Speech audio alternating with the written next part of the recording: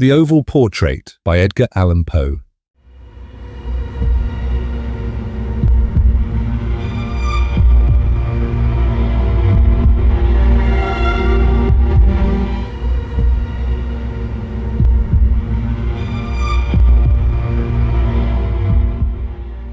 The chateau into which my valet had ventured to make forcible entrance rather than permit me, in my desperately wounded condition, to pass a night in the open air was one of those piles of commingled gloom and grandeur which have so long frowned among the Apennines, not less in fact than in the fancy of Mrs. Radcliffe. To all appearance it had been temporarily and very lately abandoned. We established ourselves in one of the smallest and least sumptuously furnished apartments. It lay in a remote turret of the building. Its decorations were rich yet tattered and antique. Its walls were hung with tapestry and bedecked with manifold and multiform armorial trophies, together with an unusually great number of very spirited modern paintings in frames of rich golden arabesque. In these paintings, which depended from the walls not only in their main surfaces, but in very many nooks which the bizarre architecture of the chateau rendered necessary, in these paintings my incipient delirium perhaps had caused me to take deep interest, so that I bade Pedro to close the heavy shutters of the room, since it was already night, to light the tongues of a tall candelabrum which stood by the head of my bed, and to throw open far and wide the fringed curtains of black velvet which enveloped the bed itself. I wished all this done, that I might resign myself, if not to sleep, at least alternately to the contemplation of these pictures, and the perusal of a small volume which had been found upon the pillow and which purported to criticize and describe them. Long, long I read, and devoutedly I gazed. Rapidly and gloriously the hours flew by, and the deep midnight came.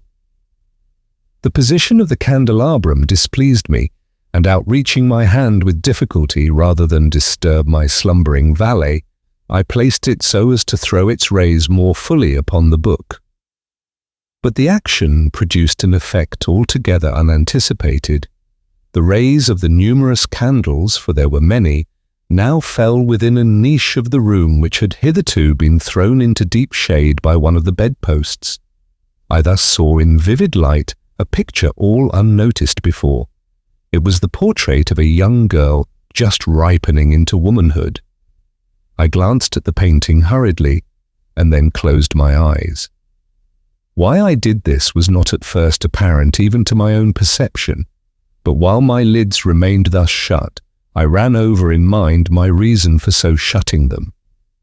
It was an impulsive movement to gain time for thought, to make sure that my vision had not deceived me, to calm and subdue my fancy for a more sober and more certain gaze. In a very few moments I again looked fixedly at the painting. That I now saw aright I could not and would not doubt. For the first flashing of the candles upon that canvas had seemed to dissipate the dreamy stupor which was stealing over my senses, and to startle me at once into waking life. The portrait, I have already said, was that of a young girl. It was a mere head and shoulders, done in what is technically termed a vignette manner, much in the style of the favourite heads of Sully.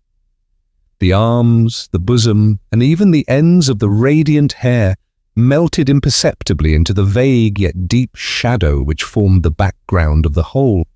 The frame was oval, richly gilded and filigreed in Moresque. As a thing of art, nothing could be more admirable than the painting itself. But it could have been neither the execution of the work, nor the immortal beauty of the countenance, which had so suddenly and so vehemently moved me. Least of all, could it have been that my fancy, shaken from its half-slumber, had mistaken the head for that of a living person.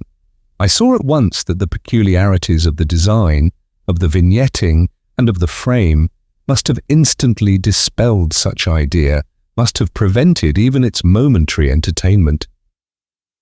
Thinking earnestly upon these points, I remained for an hour perhaps, half sitting, half reclining, with my vision riveted upon the portrait. At length, satisfied with the true secret of its effect, I fell back within the bed.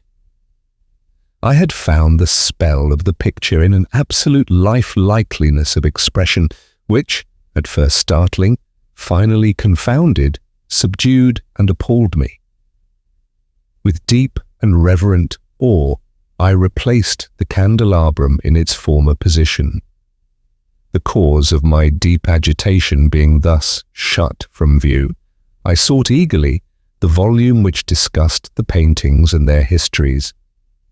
Turning to the number which designated the oval portrait, I there read the vague and quaint words which follow. She was a maiden of rarest beauty, and not more lovely than full of glee. And evil was the hour when she saw and loved and wedded the painter, he passionate, studious, austere, and having already a bride in his art. She a maiden of rarest beauty, and not more lovely than full of glee, all light and smiles and frolicsome as the young fawn, loving and cherishing all things, hating only the art which was her rival, dreading only the palette and brushes and other untoward instruments which deprived her of the countenance of her lover. It was thus a terrible thing for this lady to hear the painter speak of his desire to portray even his young bride. But she was humble and obedient, and sat meekly for many weeks in the dark high turret chamber where the light dripped upon the pale canvas only from overhead. But he, the painter, took glory in his work, which went on from hour to hour and from day to day. And he was a passionate and wild and moody man who became lost in reveries, so that he would not see that the light which fell so ghastlily in that lone turret withered the health and the spirits of his bride, who pined visibly to all but him. Yet she smiled on and still on, uncomplainingly, because she saw that the painter, who had high renown, took a fervid and burning pleasure in his task, and wrought day and night to depict her who so loved him, yet who grew daily more dispirited and weak. And in sooth, some who beheld the portrait spoke of its resemblance in low words, as of a mighty marvel, and a proof not less of the power of the painter than of his deep love for her whom he depicted so surpassingly well. But at length, as the labour drew nearer to its conclusion, there were admitted none into the turret. For the painter had grown wild with the ardour of his work, and turned his eyes from the canvas rarely, even to regard the countenance of his wife. And he would not see that the tints which he spread upon the canvas were drawn from the cheeks of her who sat beside him. And when many weeks had passed, and but little remained to do, save one brush upon the mouth and one tint upon the eye, the spirit of the lady again flickered up as the flame within the socket of the lamp. And then the brush was given, and then the tint was placed, and, for one moment, the painter stood entranced before the work which he had wrought, but in the next, while he yet gazed, he grew tremulous and very pallid, and aghast, and crying with a loud voice, "This is indeed life itself," turned suddenly to regard his beloved. She was dead.